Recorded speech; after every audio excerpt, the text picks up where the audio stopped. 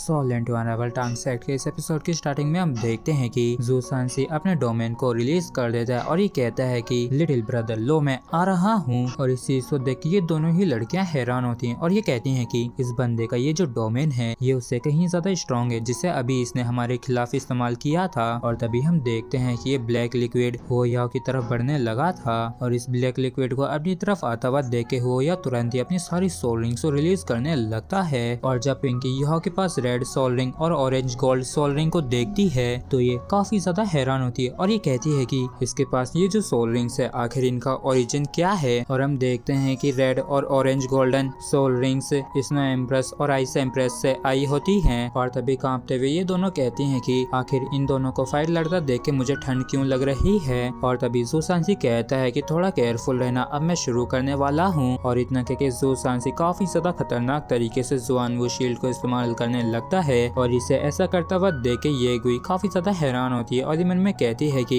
ऐसा देख रहा है कि टर्टल और स्नेक ये दोनों ही जिंदा हों। और जू सांसी अपनी काफी खतरनाक पावर को इस्तेमाल करते हुए कहता है कि यह थोड़ा केयरफुल रहना, अब मैं असली खेल शुरू करने वाला हूँ। और कहने को तो यह इससे लड़ रहा है लेकिन ये थोड़ा सा उदास भी होता है। और तभी यह के आगे एक गोल्डन फिगर अपीयर हो जाती है और इसे देख के जू सांसी काफी ज्यादा हैरान होता है क्योंकि पहले तो इसे ऐसा लगता है कि ये डोंगर ही है। और फिर ये मन में कहता है कि क्या ये यह की स्पिरिचुअल पावर से बनी हुई वांग डोंगर की परछाई है। और तभी हम देखते हैं कि ये वांग डोंग की जो गोल्डन फिगर होती है ये एनर्जी में बदल जाती है जिसका इस्तेमाल करके हुआ यह फिस्ट ऑफ रिमेम्बरेंस का एक काफी ज्यादा खतरनाक पंच करने लगता है जिसे देख के ये गुई को भी रोना आ जाता है। जबकि पिंकी रोते हुए कहती है कि आखिर अचानक से क्यों इतना ज्यादा मुझे उदास लगने लगा। जबकि ये गुई भी रोते हुए कहते हैं कि हाँ ना जाने ये फिस्ट स्किल कैसी है। जबकि जू सांसी की काफी तगड़े वाले होश उड़ गए होते हैं और ये मन में कहता है कि वैसे तो ये पंच काफी ऑर्डिनरी दिख रहा है लेकिन इससे जो फीलिंग आ रही है उससे मैं इनकार नहीं कर सकता हूँ। और फिर ये तुरंत ही अपने आगे एक काफी ज्यादा खतरनाक और पावरफुल स्ट्रॉन्ग शील्ड बना लेता है जिसके ऊपर हुआ याओ अपना पंच मारता है। और जैसे ही हुआ याओ का पंच इस पे हिट होता है तो इतनी पावर को इसकी शील्ड झेल नहीं पाती है और तुरंत ही चकनाचूर हो जाती है। और याओ के पंच की फोर्स की वजह से ये काफी ज्यादा जोर से उड़ता हुआ जाता है और दीवार में जा भिड़ता है। और इस चीज को देख के हो याओ भी काफी हैरान होता है और ये कहता है कि ओ नहीं, लगता है कि मैंने अपनी कुछ ज्यादा ही पावर को इस्तेमाल कर लिया।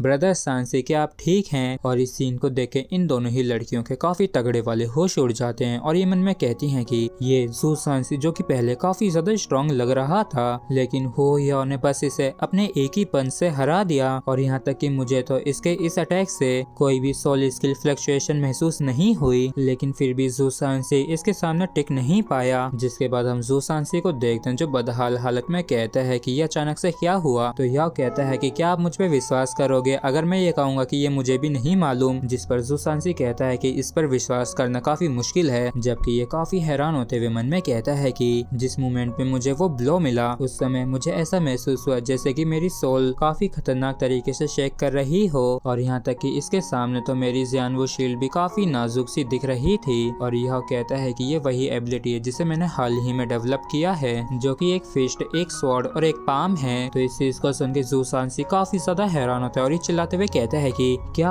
और भी अटैक हैं? अगर सिर्फ एक पंच ने ही मुझे इतना दूर उड़ा के फेंक दिया है तो तुम्हारे बाकी के अटैक तो मुझे जान से ही मार देंगे। जिस पे यह कहता है कि ऐसी बात नहीं है, हाओडोंग पाम को इस्तेमाल करने के लिए सोल एनर्जी को इकट्ठा करने की जरूरत होती है जिस वजह से फिलहाल तो मैं उसे इस्तेमाल नहीं कर पाऊंगा क्योंकि मेरा जो कल्टीवेशन लेवल है वो उसके लिए कम है। जिस पर जू सांसी कहता है कि ये सच नहीं है बल्कि तुम्हें तो बस अभी तक सोल रिंग ही नहीं मिली है लेकिन तुम्हारा जो कल्टीवेशन लेवल है वो ज्यादा से ज्यादा 60 लेवल तक पहुंच गया है। लेकिन ये इतना ज्यादा स्ट्रॉन्ग क्यों है जबकि मेरा जो डिफेंस है वो 8 रिंग वाले सोल डोलो के अटैक के सामने भी टिक सकता है जिसमें मुझे ज्यादा मुश्किल भी नहीं होगी। तो यह कहता है कि जिस दिन से मैं सेक्लूजन में गया हूँ तब से लेके अब तक मैंने काफी सारी चीजों को डिस्कवर किया है और जब मैंने इस चीज को अच्छी तरीके से समझ लिया तब जाके मैंने इन तीनों टेक्निक्स को क्रिएट किया और इन तीनों की ही रचना मैंने खुद ने की है। इसलिए जब भी मैं इन्हें इस्तेमाल करता हूँ तब मैं सिर्फ डोंगर के बारे में ही सोचता हूँ और मैंने सच में बिल्कुल भी एक्सपेक्ट नहीं किया था कि कुछ इस तरीके का भी हो जाएगा, नहीं तो मैं अपनी अटैक पावर को और भी ज्यादा रोक लेता।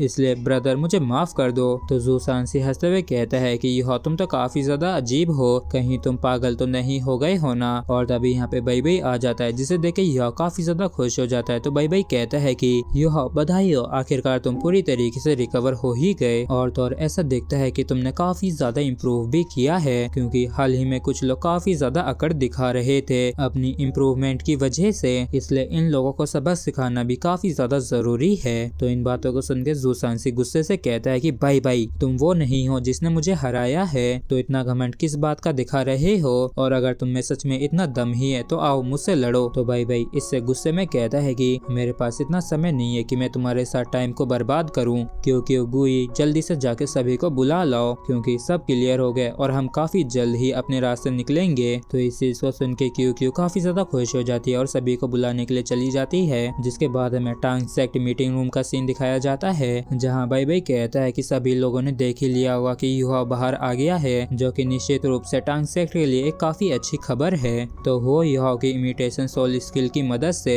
इस बारी का जो हमारा रेस्क्यू ऑपरेशन होगा वो काफी आसान हो जाएगा। और हमें जो शेरेक से न्यूज मिली है उसके अनुसार सन मून एम्पायर ने जिन लोगों को बंदी बना रखा है उन्हें मिंगदू के अंदर कैद करके नहीं रखा गया है, बल्कि सनराइज सिटी के अंदर रखा गया है, जो कि मिंगदू सिटी के ही पास में है। और ये मिंगदू सिटी के जस्ट साउथ में ही स्थित है, जो कि एंडलेस प्लेन्स और साधारण मैदानों से घिरा हुआ है। और न सिर्फ सिटी को ही हेवीली गार्ड किया जा रहा है, बल्कि वहाँ पे तो स्ट्रॉन्गेस्ट इविल सोल मास्टर्स भी हैं। और सबसे बड़ी मुसीबत की बात तो यह है कि उनके पास सोल डिटेक्शन डिवाइस है, जिसे हो युहा की इमिटेशन सोल स्किल से चकमा देना या फिर मैनिपुलेट नहीं कर सकते हैं, जिस वजह से जो रेस्क्यू प्रोसेस होगी वो थोड़ी सी मुश्किल हो जाएगी। तो सही तो कहता है कि ब्रदर भाई कैसा रहेगा अगर हम इसके बजाय अंडरग्राउंड जाएं, जिस पर भाई कहता है कि बिल्कुल भी नहीं, क्योंकि इस ट्रिक को बॉडी सेक्ट ने 2 बार इस्तेमाल किया है। तो निश्चित रूप से सन मून एम्पायर इस चीज के लिए भी तैयार होगा। और निसंदेह ये जो ऑपरेशन ये काफी ज्यादा डेंजरस है, जबकि हमारा जो टांग सेक्ट है वो सिर्फ डेवलपमेंट स्टेज पे ही है। तो किसी न किसी को तो यहाँ पे रुकना ही होगा।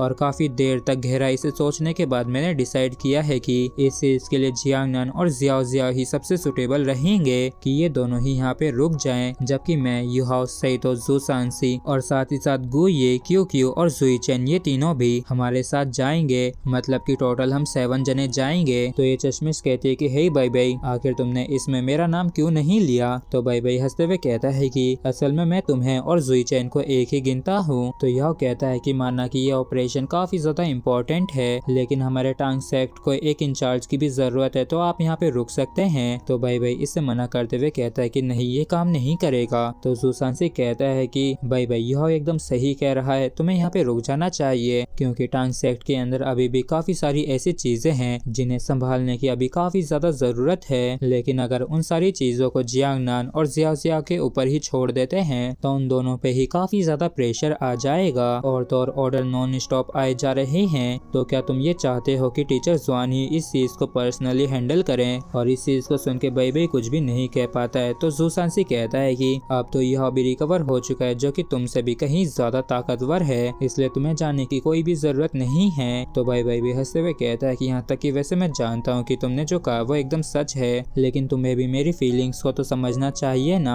लेकिन देख के ऐसा लगता है कि इस बार ही मुझे काफी हार्ड वर्क करने की जरूरत है। और फिर भाई तुरंत ही सीरियस होते हुए कहता है कि तो फिर ठीक है, इस बारी टीम को हुआ याओ लीड करेगा और याओ मैं तुम्हारे हाथों में सभी लोगों को सौंप रहा हूँ। और याद रहे कि तुम सभी को ही हर हालत में सेफली लौटना है। जिस पर यह कहता है कि हाँ ब्रदर मैं समझ गया। और इसी के साथ फ्रेंड्स हमारा ये एपिसोड भी यहीं पे खत्म होता है। अगर आप लोगों को वीडियो अच्छा लगा हो तो प्लीज चैनल को सब्सक्राइब और वीडियो को लाइक करना बिल्कुल भी ना भूलें। Thank you.